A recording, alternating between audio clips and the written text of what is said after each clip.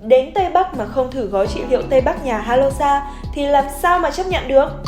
Gói trị liệu Tây Bắc tại Halosa Spa Massage mang đậm chất núi rừng, từ thảo dược đến phương pháp trị liệu. Liệu trình bắt đầu với ngâm bồn thảo dược Sapa với 35 đến 72 loại thảo dược. Sau đó là chườm thảo dược ấm của đồng bào dân tộc Tây Bắc cho vùng lưng và cổ.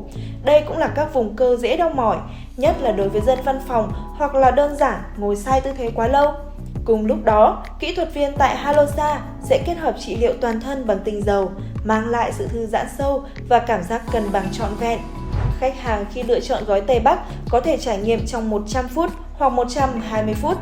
Với tinh dầu và gối thảo dược được tinh chế từ những nguyên liệu từ chính núi rừng Sapa nên chỉ sau một liệu trình, đảm bảo khách hàng cảm thấy nhẹ nhàng thư thái hẳn. Đừng để trải nghiệm Sapa của bạn không trọn vẹn chỉ vì không biết đến gói trị liệu Tây Bắc này. Halosa Spa Massage 63C Phan Xipang, Sapa.